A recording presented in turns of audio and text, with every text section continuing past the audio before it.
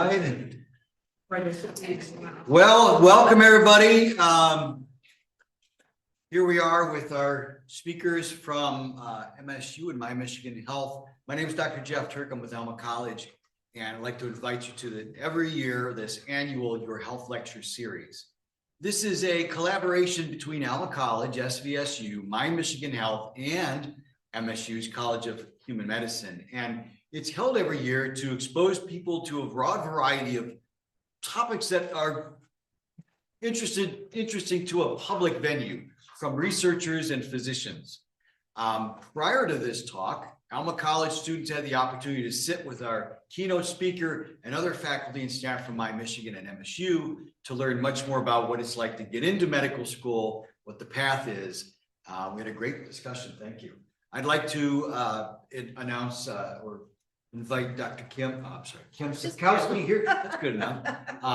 Over here to announce our speaker. She is the Director of Community Engagement. I'm a coordinator. So, but thanks for elevating me. Absolutely, absolutely. Give that to her. Thank you. Thank you, Dr. Turk. So my name is Kim Sapkowski, and I'm the Community Engagement and Outreach Coordinator at Michigan State University College of Human Medicine. MSU, College of Human Medicine, and Alma College have been collaborating on Your Health Lecture Series for about the past 8 years as an extension of the Early Assurance Program agreement between our two schools. So I want to thank Dr. Turk and Alma College for their continuing partnership. It's been a great partnership, and we look forward to many more years. So I would like to note at the conclusion of Dr. Norris's presentation, he will answer questions from the audience and those written into the online Q&A feature for as long as time allows. So with that, I would like to introduce our speaker this evening. Dr. Robert Norris is an MSU athletics team physician and an orthopedic physician at MSU Healthcare Sports Medicine. He completed his undergraduate degree in biology and chemistry right here at Alma College. So it's great to have him back at his alma mater. He received his medical degree from Michigan State University College of Human Medicine. He completed his family practice residency at Michigan State, St. Lawrence Family Practice, and Sparrow Family Practice. Dr. Norris went on to complete a primary sports care medicine fellowship at Michigan State University and Sparrow. He is board certified by the American Board of Family Medicine and in CAQ Sports Medicine. He's an assistant professor in the Department of Orthopedics at Michigan State University, and his clinical interests include primary care, sports care, medicine. So join me in welcoming Dr. Norris.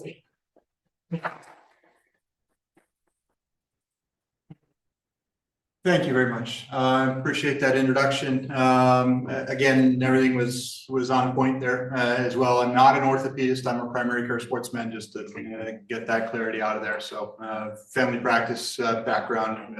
CAQ is a certificate of added qualification, which is a post-fellowship board certification type of degree as well. I don't really see primary care patients unless you're 18 to 22, 23, maybe 24, if you're one of my hockey boys, because they start a little bit later into their undergrad. But I take care of athletes at MSU. So 815, I think, was the last count. But I also take care of community-based athletes, and at MSU Sports Medicine, we are a regional referral center for orthopedics and primary care sports med as well. So I have people coming from My Health Michigan here down to Michigan State. I get people from actually as far away as the UP coming down as well. And we'll take care of athletes, not just at Michigan State. We just had a basketball player come down to get an ACL fixed that I was able to help facilitate a little bit, because I am that alumni as well. Go Alma, go Scots, and happy Alma Day. My social media is bombarded today with wanting of donations, so like I'm sure the rest of yours have as well. Talk today, and again, I'm going to emphasize this isn't a lecture. Please don't wait until the last 15 minutes for questions. If you've got something that you're curious about, or I didn't explain well enough, stop me during the lecture, the talk, like talk lecture, and let me answer it right away. It's much easier. It'll be more interactive and communicative that way. I'm going to pose some questions back to you guys as well, and I brought rewards for answers. If I get an answer I like, I'm going to toss you a candy. I don't care if you eat it or not, or you throw it away on the way out the door. But it's Easter time, and there's nothing better than a Reese's egg. I'm Team Reese's, not Team Cadbury, and I'm proud to say it. If looking around the room, it's a fairly young crowd, and that's good. I think most of you are probably students or young, aspiring to be physicians. I am going to point out the guy in the back with less hair than I have, Denny Griffin, is, I'm going to say, one of the reasons he doesn't probably get enough credit for people deciding what they want to do, what they were doing. But I came into Alma as a young, tall, skinny kid, left as a tall, skinny kid, not so young. But had Denny as my athletic trainer as a basketball player here, and owe a lot to the way that he cared for us as athletes, and I'm very appreciative of that. So, and just before I get started, I want to say thank you, Denny, and congratulations on the Hall of Fame. Unbelievable. Alma. Talk tonight is on sports specialization in the young athlete. Thinking about what exactly that means, and I will sort of click through another slide. Unfortunately, yes, that is me. Pictures courtesy of Skip Trainer. Probably nobody other than Denny and myself knows Skip. Oh, I'm sorry.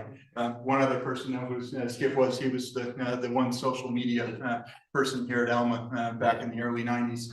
I don't have any conflicts of interests. No one, unfortunately, is paying me to be here. I'm not sponsored by Reese's. I wish they were. If you happen to be out there seeing me on YouTube, Reese's, find my socials.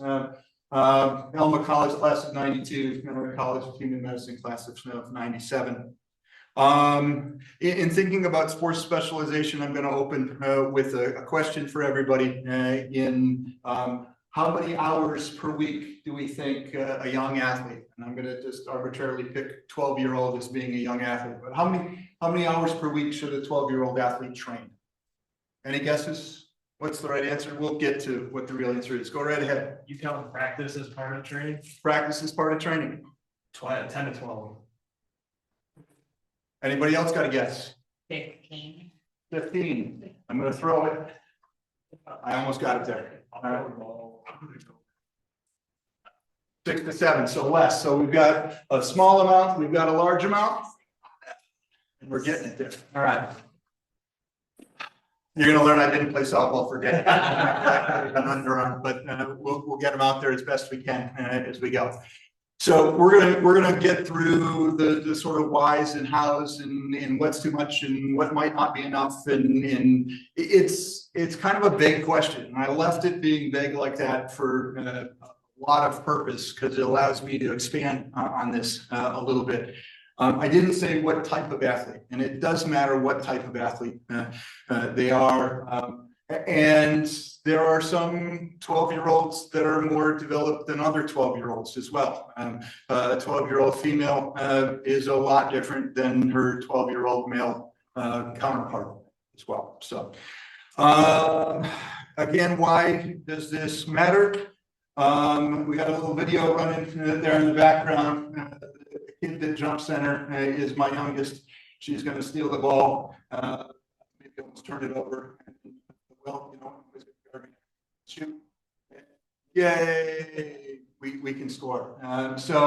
That's our Red Cedar youth basketball. I'm going to say she's younger than 12 in that picture, but more people are participating in youth sports. And those numbers have increased throughout my 25 years in medicine and are going to probably continue to increase. Unfortunately, with that, the number of overuse injuries are increasing at a faster pace than just youth sports participation is. So we're not doing things as well as what we could be doing. And maybe you might learn some of the reasons why out of tonight. So let's sort of hit it. This next slide is going to be me talking about a typical patient case or person that I would see in the office.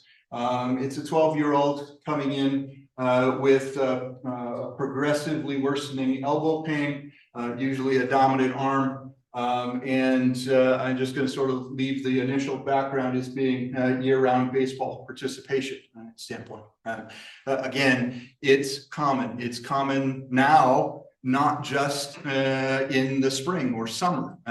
When I started, I didn't see a baseball kid in February or in March. I didn't see a baseball kid until July or August or September that standpoint. But now I am seeing them in December or November or January or March.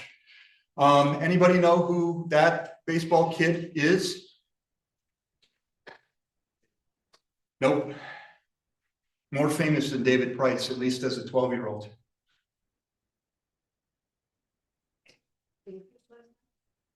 I'm sorry. Nope. But you want another one for guessing? David Price? I guess so, yeah.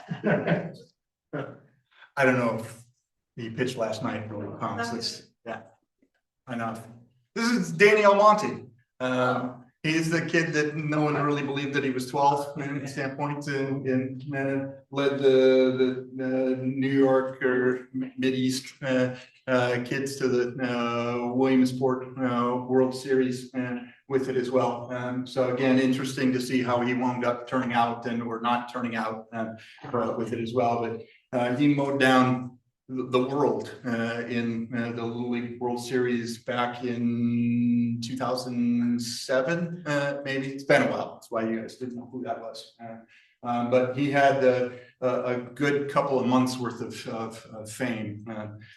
The typical 12-year-old that comes into my office comes with parents, and most of the times it's both parents. And it's not all that uncommon to see one of the parents, usually the dad, is also a coach with the kid. And I usually start by asking, tell me about how much you're playing and where you're playing and who you play for, and give me a little background on the story of how your elbow started to hurt. Again, in the mental case that I'm thinking of, the kid tells me that, well, he's currently playing on his local small town team, but he also plays on a select travel team. So he's playing for two baseball teams really at the same time. Have you been playing for a while? Oh yeah, I started when I was 8. I'm left-handed, so I'm called upon to be our team's left-handed pitcher. Pretty good from that standpoint. Dad here thinks that I've got a chance of getting a college scholarship, so this is really important that we figure out what's going on with my elbow. Most of the time they've been seen by their family doc back home. Maybe had an x-ray, maybe came with some ideas, but needed some help with what was going on. Other times was just told to rest, and rest wasn't the right answer for either the kid or the parents as well, as they've invested a lot in this 12-year-old. They've been doing private baseball training and lessons in Grand Rapids once or twice a week for the last year and a half. They've been developing a great curveball, where he's at right now, striking out both all of his local league as well as the select league. He's definitely going to get himself a college scholarship. So what do we do? How do we treat this? What do we see? Are we getting some x-rays perhaps? Probably, yes. Are we coming to a decision about what are the next steps? Is rest really there? Do we need to do advanced imaging, an MRI to help find out what's going on? Do we need to institute a program of conditioning? And hey, we need to back down throwing, but we need to work on your core strength or your scapular kinetics and stabilization with the arm to be able to protect the elbow a little bit more. Are we limited in our range of motion? We need to increase motion.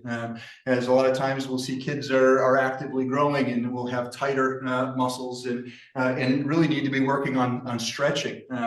And we think of kids as being really flexible, and he's got, you know, an extreme amount of external rotation and able to open the chest. And he's doing a great job of hiding that pitch. Not really, but most 12-year-olds aren't going to be able to do anything with that from less than 60 feet. So it's sort of interesting as to where we go, and I'll get through that as we work through the lecture. But I wanted to start off with sort of this recruitment myth that early specialization can guarantee college recruitment. And they don't know it, but they made my lecture. So this is Meredith, my oldest, and Elizabeth, my youngest, and they're in the living room. They're doing a little dance competition between themselves, and seeing if any college coaches would be interested in getting them on a recruitment list. I'm sure they took this video clip and emailed off at least 50 different volleyball coaches to show off their dance skills for it.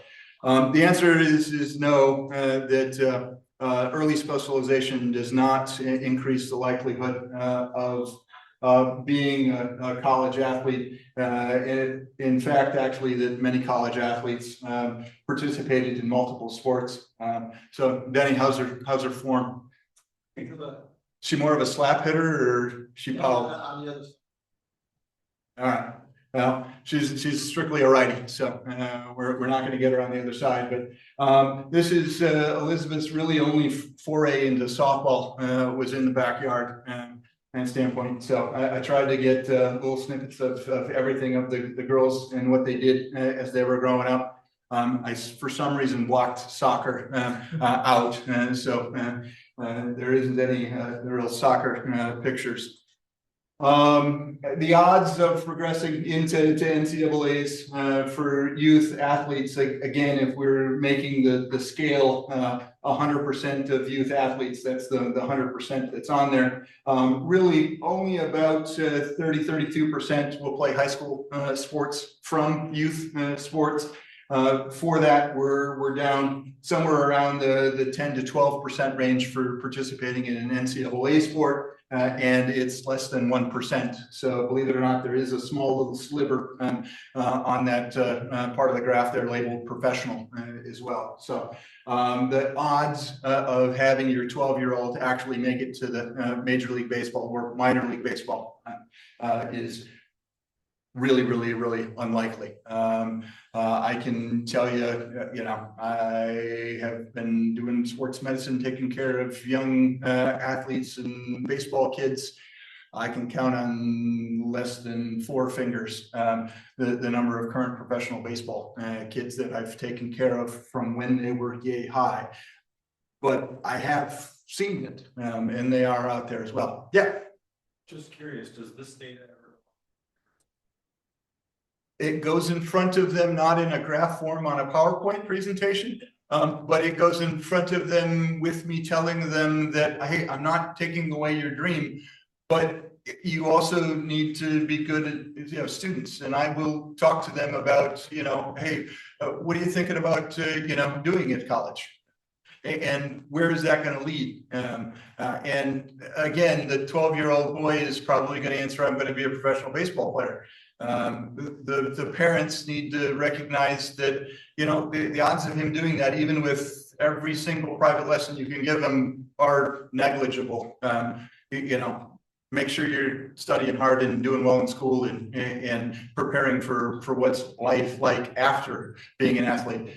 If they balk at that, I say, oh, how many 50-year-old professional baseball players do you know? Oh, none? Well, you got to do something after baseball. What are you going to do after baseball as well?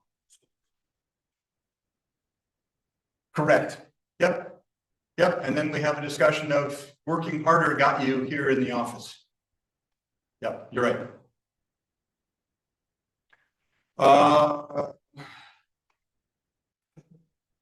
From the other side of things, where do Division I athletes come from? Again, if we're breaking down 100% is all of the college athletes, how many were early single sport athletes versus how many were multi-sport athletes? It's a 70-30 ratio. So only 30% of your D1 college anythings, and I'm not discriminating male, female, or particular sport bias. But across the board, 30% is the minority number as being a single sport specific athlete. Majority of D1 athletes are multi-sport athletes. What are some of the benefits of being a multi-sport athlete or being involved in multiple activities? Motor skills, diversity standpoint, being able to run, chew gum, to skip, to jump, to twist sideways, to control yourself. And with that reduction comes in repetitive stress and burnout with it as well. So this is Elizabeth running a race in her elementary school days and participating with a bunch of her classmates. Does it always work out? No, not necessarily. But progressive skills can be developed across childhood. It's easier to learn when you're young.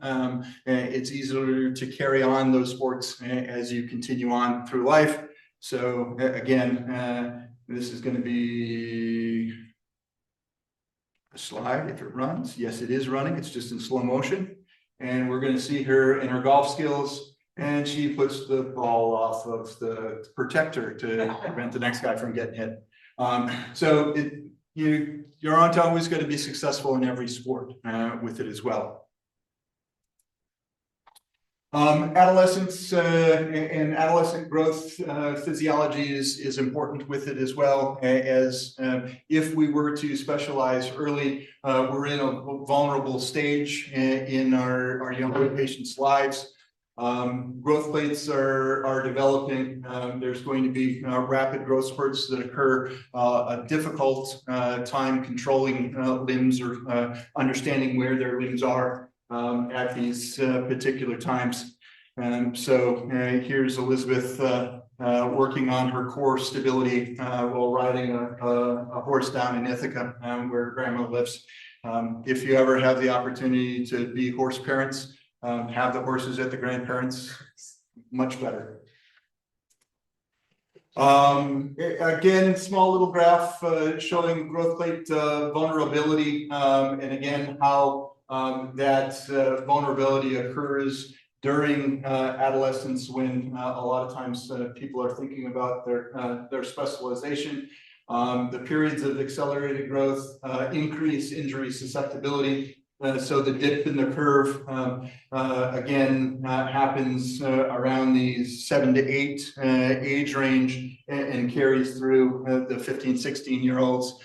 You'll see boys a little bit more delayed than that, than girls starting a little bit earlier, but I'm a girl dad, so I'm going to sort of dictate in that direction. Overuse injury mechanisms themselves, micro traumas are a cumulative effect. So the pounding or the running that happens, and it's a direct relationship to the number of ground strikes that are there.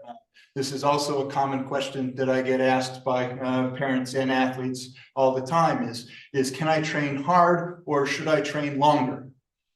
Which one's better? I'm going to tell you that Mother Earth doesn't really change how hard she is. And she wins most of the time. Father Time is undefeated, just to let you know, but Mother Earth is pretty close to being undefeated.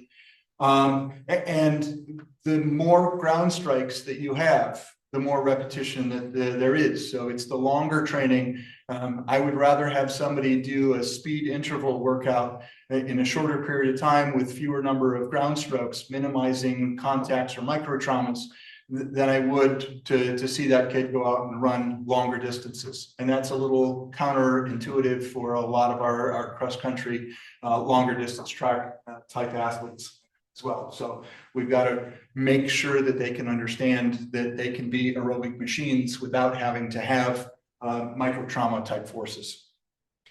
Stress fractures in particular, repetitive load increases to a stress reaction, which in turn leads to failure or fracture. And again, don't worry about the numbers on the graph or anything like that. It's bone stress on the y-axis and repetitive loading cycles on the x-axis. And again, it starts as being something that's handled and then becomes a linear or explosion up leading to increased stress fractures with it as well. Specialization and injury risk, the higher or more specialized an athlete is, the greater or a lot more likely they are to be associated with a significant injury risk. The low sports specialization we used is a relative injury risk of 1. So that was the standard that these were taken out. A moderate or a 2 to 3 sport athlete instead of a single sport athlete is going to have a 2 times greater risk. A single sport athlete winds up with a 3 times higher risk than a fully multi-sport athlete. Training volume, again, as you can sort of think, there's going to be a little bit of a relationship between the weekly training hours and the relative injury risk as well. The more you train, the more likely you are to have an event with it. The more contacts that occur in, I'm just going to pick on football for a second, the more times you get hit, the greater the likelihood that you're going to get hit in a way that causes damage. Pretty straightforward and pretty simple, but people don't necessarily think about that when they're throwing a baseball. And correlating that back to the youth athlete, that if you're pitching 1,000 pitches in a year, you're less likely to be injured than if you throw 3,000 pitches in a year. And 3,000 pitches in a year in a 14-year-old is still within the guidelines of what's acceptable according to the American Academy of Pediatrics and the USA Baseball Organization. It kind of blows my mind a little bit because kids fail well before that as well. The failure is not always physical. Again, Elizabeth hopefully doesn't look too burned out in that picture. She actually is either 11 or 12 there playing youth volleyball. But there is emotional and physical exhaustion that happens, and we need to recognize and call that out as well. Kids sometimes need breaks. They can't always get breaks from their parents, but at least they can get breaks from their parents demanding high-level execution on a sport court as well. And the solution for that is sleep and recovery. Sleep is essential for tissue recovery. My kids are good at sleeping in a car, so I've got multiple pictures of taking naps. The nice thing about doing sports in a more distant area is you had times for naps on the way home and maintaining at least somewhat of a normal sleep cycle with things. This is a graphic representation of sleep duration and injury risk trends. Again, if you've got a kid and they're able to sleep 10 hours a night, that's where we made our determination of an injury risk of 1. If they're limited and only getting between 5 and 5.5 hours of sleep, they've got a 3-fold greater risk of injury. So again, big significant jump in injury rates without getting a good night's sleep. And yes, that's a question that I'll ask and sometimes get a good response from a parent. And other times there's a little miss in regards to their understanding of how much their kid is actually sleeping. Kids are in a world where there's academic requirements and studying that happen when we're adding on to maybe 2 or 3 hours of physical training before they start doing their homework. Kids who are driven to be good athletes are also good in the classroom. They are concerned about their grades. They're concerned about their score. They're driven. They're wanting to get that 4 point just as much as they're wanting to get a 10 on the beam. So keeping a balance with that. Nutritional considerations are also important. Kids need to make sure that they're getting adequate calories. I'm a believer. Does anybody think that this isn't just calories? This is just a number. It comes with better taste than the amount of celery that you'd have to eat to equate to the same amount of calorie. But it's energy, and kids that are participating in sports can burn that energy at significantly higher rates.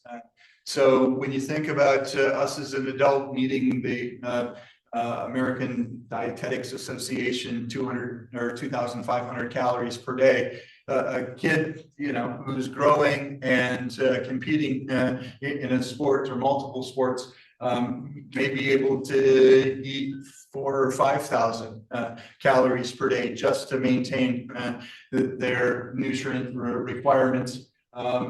Again, obviously, this is Elizabeth in her younger days, and she has knocked off a couple of snow crabs worth of crab legs at Joe's Crab Shack. And here she is as a junior going out to brunch in North Dakota, knocking down a full plate of French toast at a great little restaurant they've got out there.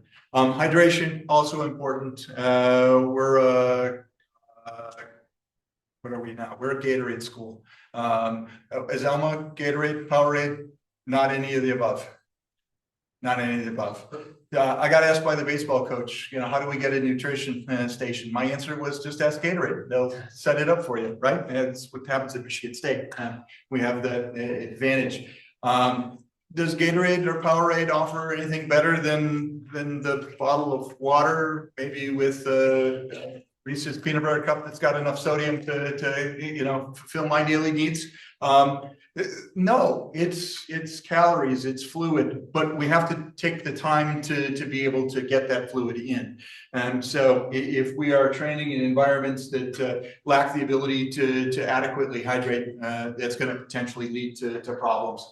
And bone health and nutrients, excuse me, are important, particularly if we have a young athlete that might have some nutrition difficulties. And by that, I mean that we have maybe a lactose intolerance or a food gluten allergy that we're struggling to be able to get some good sources. Yes, Denny.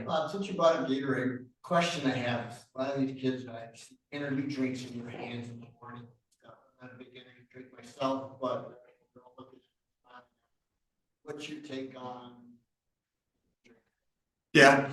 Again, I'm going to break it down. What's in an energy drink?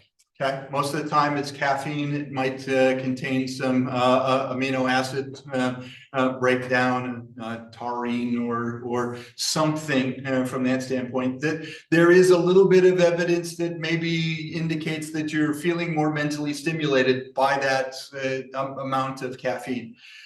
In minimal to moderate quantities, probably not harmful, can be a little bit addictive. You feel like you need that. And if you didn't get that caffeine, you're now having a response to caffeine withdrawal and not feeling like you're performing well without having that stimulant on board. In excess can potentially lead to some heart palpitations and overboard. And again, if you're adding that onto an ADHD or some other overly stimulated child, can get sometimes into trouble. So not a huge fan. My two case examples of Meredith and Elizabeth, no, didn't or weren't allowed any type of energy drinks, at least through when they left the house to go to college. I think Meredith does occasionally drink a Celsius. Elizabeth unfortunately falls into her father's habits of maybe a can of Coke, the real kind without the aspartame, a little bit more frequently than what she should. But again, I'm not so much worried about the calories or burning it off. And it's not to the point of excess with anything. In regards to NCAA and is the use of caffeine considered to be a stimulant and a performance enhancing? The answer is at a certain level, it does. As a institution, we're not necessarily providing those energy drinks to our student athletes to improve their performance, but we're also not necessarily going and stealing them out of their lockers as well. Again, as a team doc, I'm going to have a slide up that shows some of my roles in the world as being a team physician. I will admit one of my roles is making a pot of coffee when we get to a rink. And it's not just a pot for the coaches, although they drink a lot of coffee. The athletes will come get a cup of coffee usually before a game. Somewhat to warm them up a little bit, somewhat because they are in the habit of, I'd like a little dose of a stimulant before the game too. But again, I will tell you that U of M supplied us with decaf. And I yelled at their equipment guy to bring us a can of real coffee because that's kind of cheap. Anyway, sorry. They brought Tim Hortons over. They didn't come through. Just since we're on the topic, I happen to have some experience with energy drinks in my own daughter. And hearing from physicians say that the explosion of kidney stone, doctor's office, really gotten much larger since the trend of energy drinks has come into the market. Not sure if that's a real thing or not. I'm going to tell you in my practice, I haven't seen somebody with that as a specific reason, but I also say that I'm not their primary care and they're not usually coming for me for kidney stones. Strength training, improving neuromuscular control, again, at appropriate times in training can be very helpful. Generally, we'll want to see getting close to fascial closure as fascial or growth plate injuries are a little bit more common when dealing with higher weight type of Olympic lifts like Meredith is doing.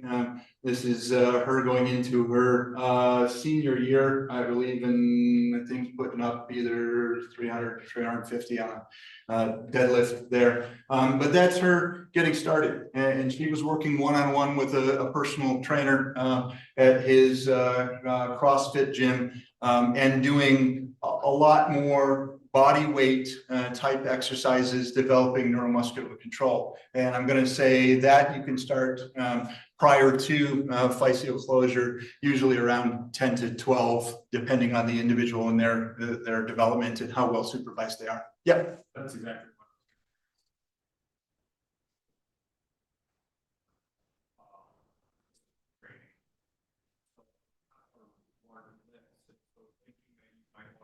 that out, like doing more like Olympic lifts or heavy back squats, things like that. You want to avoid that before the age of 10 and try to push out to 11 or 12 before they really start kind of getting in there. I'm going to go with where they are in their fascial development. Again, I had a 16-year-old on Monday show up at the office with a sore shoulder and a sore heel, and a 16-year-old male. I need to qualify that as well. It'd be even more odd to be a female. And the x-ray of his ankle showed that he hadn't fused his calcaneal apophysis and he had Seaver's disease. I haven't seen a 16-year-old with Seaver's disease. He's just skeletally immature. And he's got the bones of a maybe 13 to 14-year-old at 16. I would be a little bit more hard pressed to say that doing heavy back squats where he's going to put his hips and his knees at risk of earlier fascial closure is going to be a good thing for him in his future basketball world. Delaying that and getting to his full height potential is going to be more exciting. You don't have to push any deeper than to look at gymnastics. And again, the repetitive stress injuries that are involved in gymnastics don't stop growth, but they stunt growth, and they slow that development. And again, gymnasts are generally short, but I'll also say that generally gymnasts become short as well. It works in both directions. Next slide, we'll get back to that. How much should they train? The answer to that's going to be weekly hours generally should not exceed the athlete's age. So the 12-year-old, yeah, maybe about 12 hours a week in training. A 10-year-old should be maybe about 10 hours a week in general training. And that really should include sport-specific training as well as weightlifting or aerobic based training as well. But it does vary a little bit on what sport that they're involved with. You're not always going to be able to meet or fit into that particular hole as well. And again, if I just mentioned gymnastics, I got to use gymnastics as probably something that doesn't fit that. If you had a 15-year-old pre-Olympic or on track to be an Olympic gymnast, and they're only spending 15 hours a week in the gym working on all of their gymnastic skills, they're not going to get to their potential as well. That's a sport that tends to peak at much earlier ages, and therefore things are slotted back earlier as well. Rest and how much rest should our young athletes be getting? Again, I'd like to say that 1 to 2 days off a week is important, allows for recovery. I'm a bigger fan of splitting the week. So if you go running, you're going to run Monday, Wednesday, or Monday, Tuesday, Wednesday, you get Thursday off. You're going to run Friday, Saturday, you get Sunday off. Instead of, hey, I'm going to run 5 days consecutively and then just get the weekend off with it as well. Doesn't always work, but it's helpful. And trying to give an athlete 2 to 3 months off where they're not participating in a sport or a similar sport. Again, sports are things like track, right? Okay, well, I'm going to prepare for track and I'm going to run track for 7 months out of the year, and then I've got 4 months of cross country. That's kind of the same thing the track was. Doesn't really help in regards to allowing for recovery of tissues and growth and development. Again, to get back to the pitching a little bit, biomechanics and the medial elbow stress that occurs during the pitching motion. Pitch cycles and number of pitches increases relative risk for injury. Again, the American Academy of Pediatricians, as well as the American Academy of Sports Medicine, have put together guidelines in conjunction with each other. USA Baseball has a very similar guideline as well, but they sort of missed the mark a little bit, and they're only really thinking about a season, and they're forgetting that a kid might be pitching for one club and then turning around and pitching for the next club as well. What they do when they're not pitching also matters.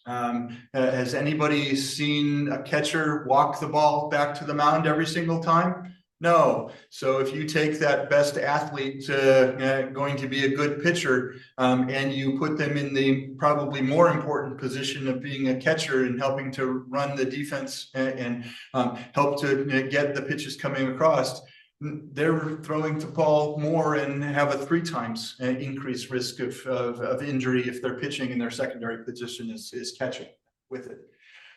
This is a great example of that 12-year-old that comes in. I don't know the name of the Cuban kid that's pitching, but we've got a normal elbow over on the right side of the screen and a medial physeal avulsion or this area of the bone having been significantly pulled off that's there. And again, it relates back to number of pitches and also type of pitches. Okay. Anybody know when somebody should start throwing a curveball? 60. Yeah, I like it. Clean it up, man. Again, starting with a fastball, generally around 8 to 10 years of age is okay. Progressively adding a changeup later on. The curveball, the slurve, the slider doesn't come until 15, 16 years of age at the earliest. Skeletal maturity is better than chronologic age. And you don't always know that until you come in after it's been a problem. So that's a little bit of frustration. Stress injuries can be in other places as well.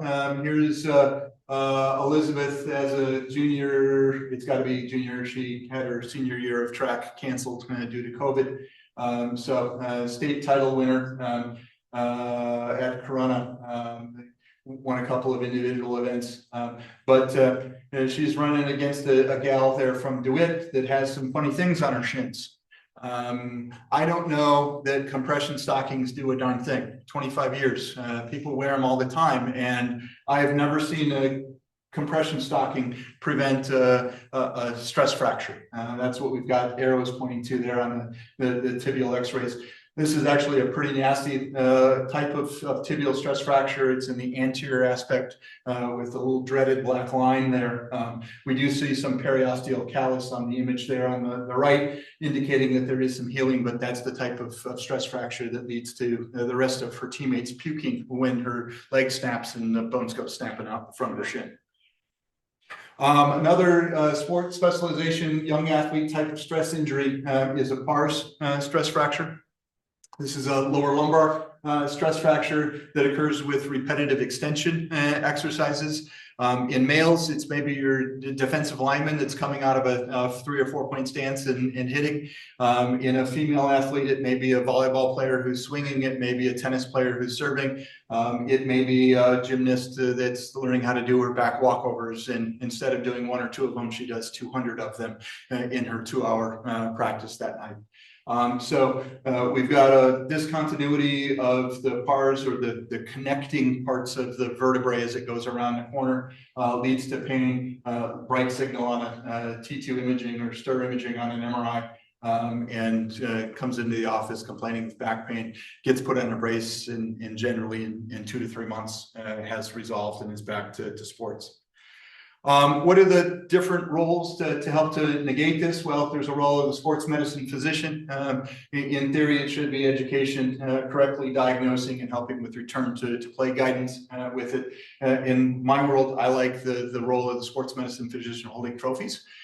So there we are with a natty from hockey, and I just happened to have a former athlete that also won the Stanley Cup that year. This is my athletic trainer. Everybody has told me that I either should not have been standing, 8 feet in front of him, or he should have been standing on the cooler.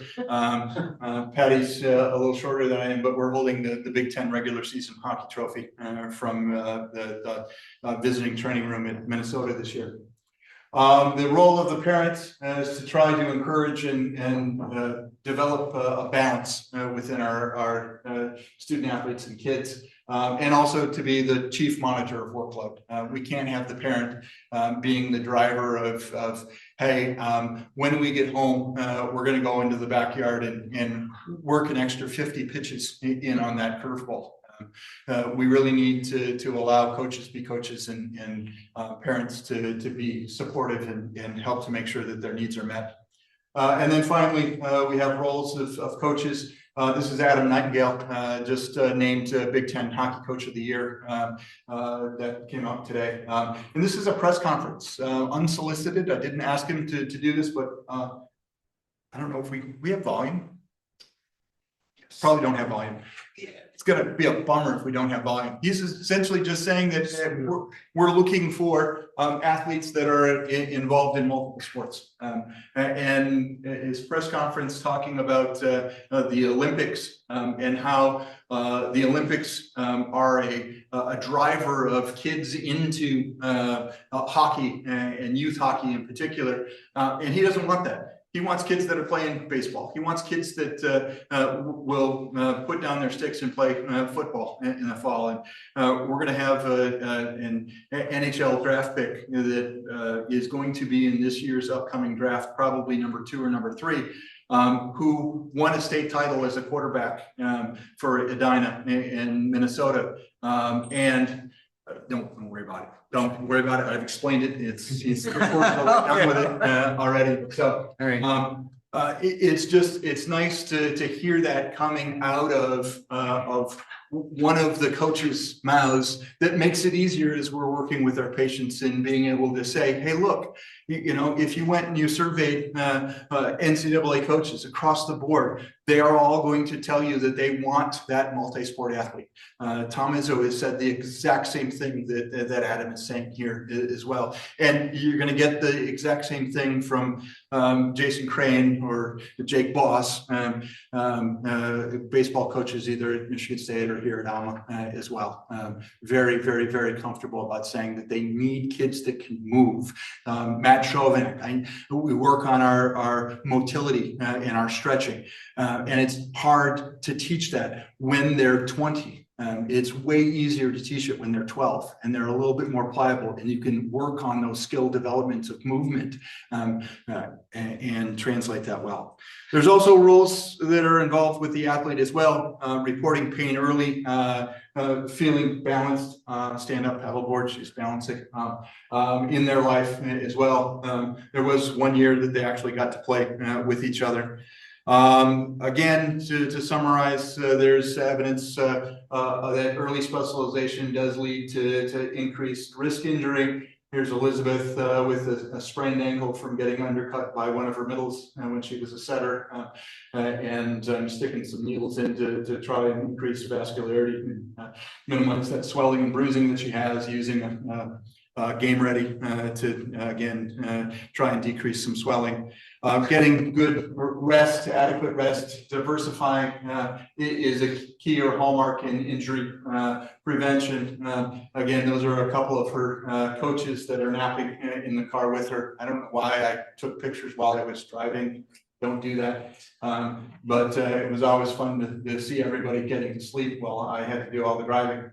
Gradually training or gradual progression of training is important as well. And if we were to leave here with 5 rules for healthy youth sports, play multiple sports, keep your training hours at an equal or a lesser number than your athlete's age, at least 1 to 2 days of rest per week, 2 to 3 months of being off of sport yearly, and make sure your athletes are communicating, that they're letting us know when they start to have pain.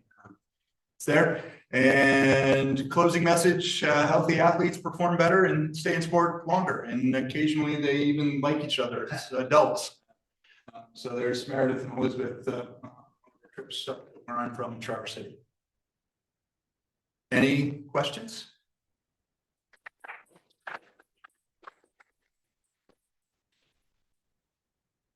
Yeah. I had a question about the athlete. The athlete training hours. You mentioned that should be like relative.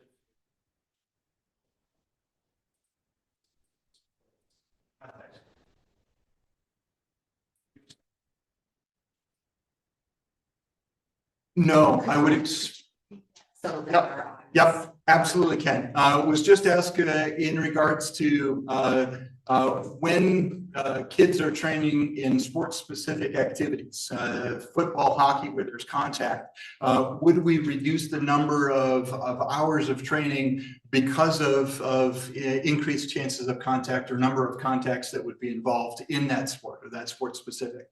And I would say no, but it's mainly because the number of contacts are reduced during that training. So they're not training contacts, they're training sports-specific activities without the contact.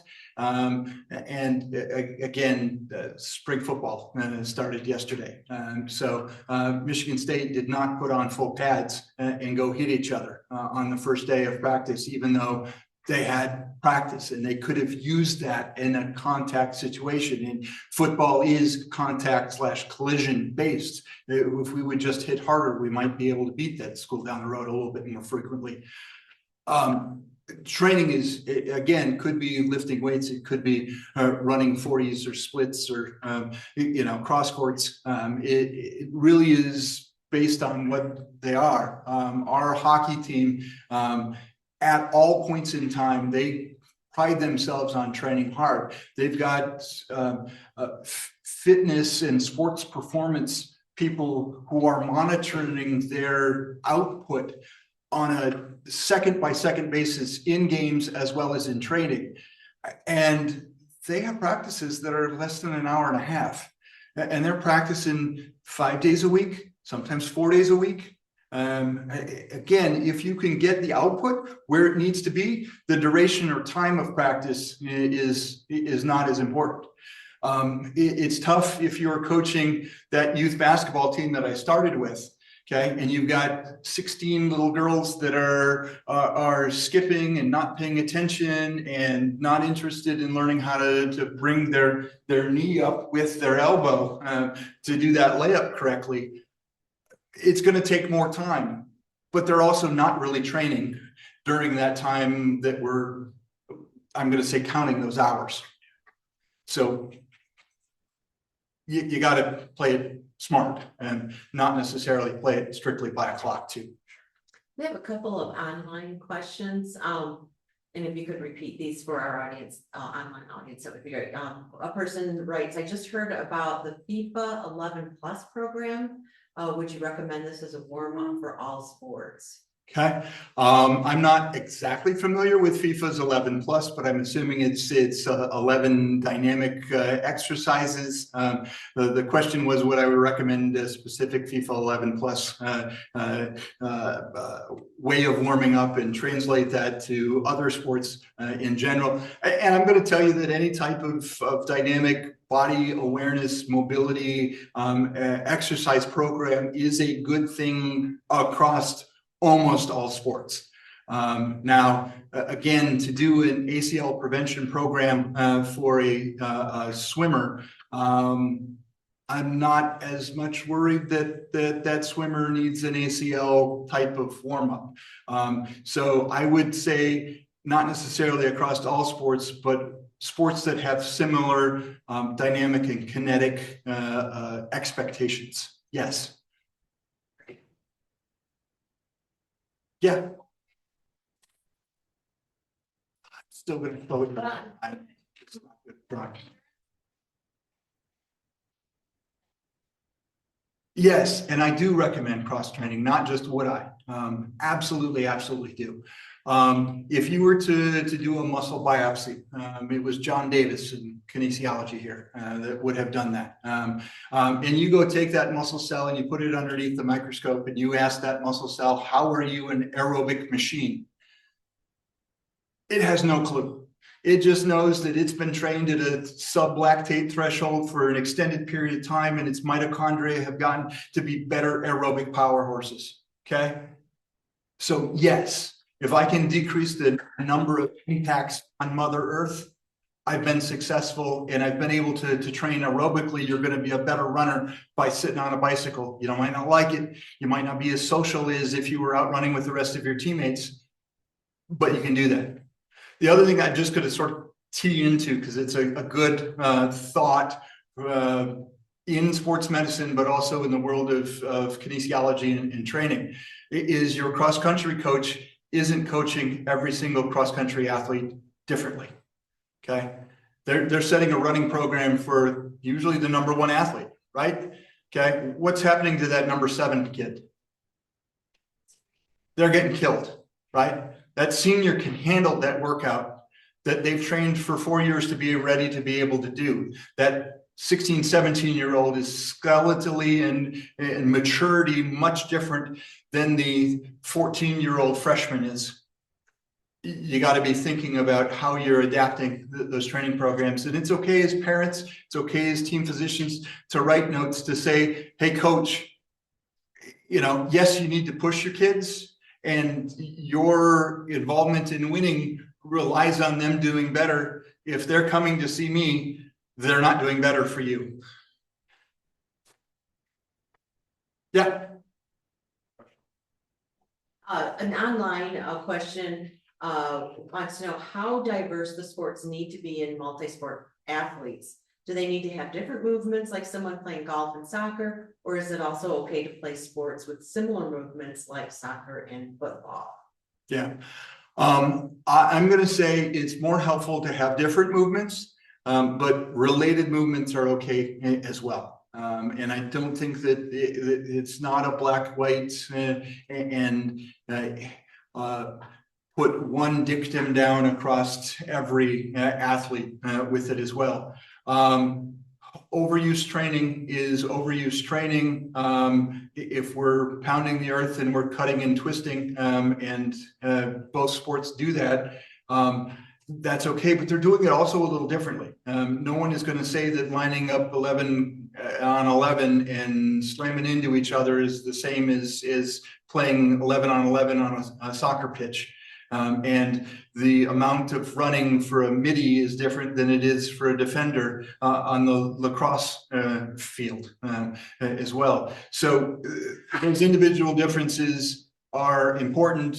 It relates back into how to keep the athlete fresh, how to mentally and physically keep it fresh. Yep.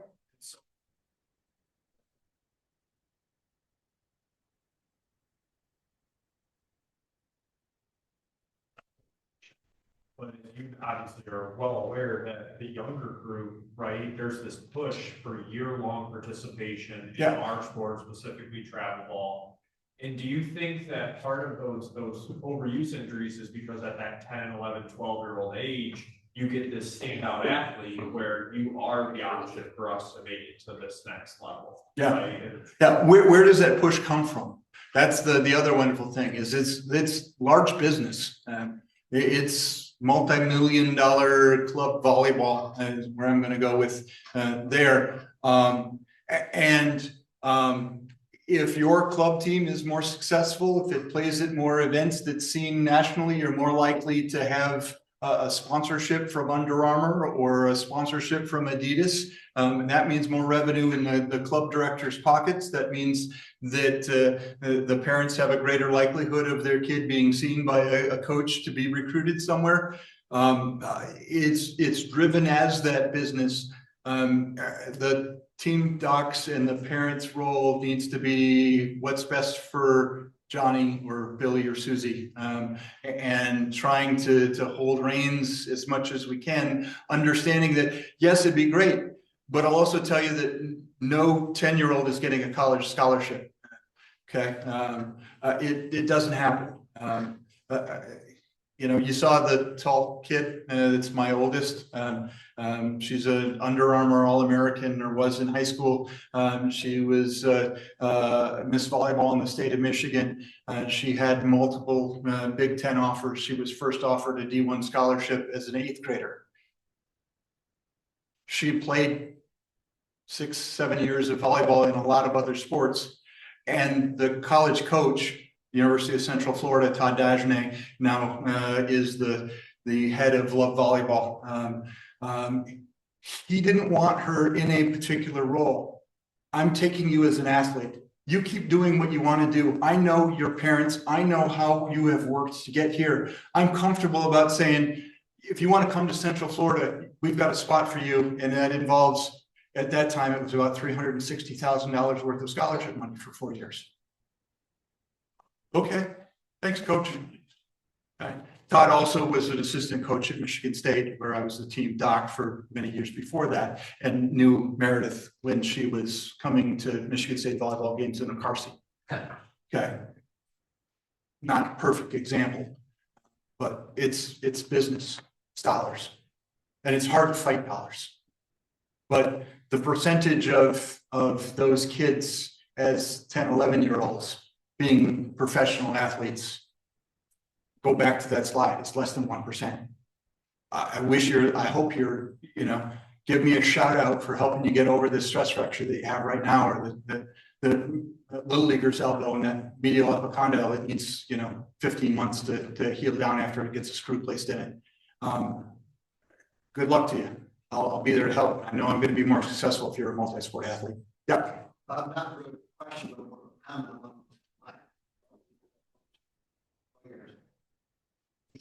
Slide.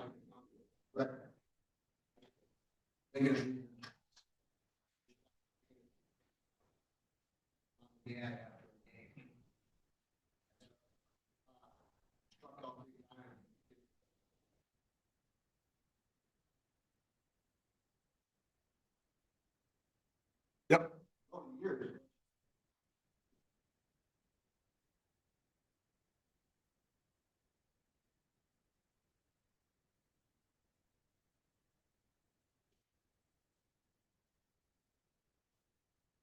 Yep. No, a good one. Thank you. We're gonna have to stop. I know there's a lot we could still talk about, but, I want to thank everybody for attending tonight, both in person and online. I want to thank Alma College and Dr. Jeff Turk for hosting us this evening. And of course, I want to, yes, very much. Thank you.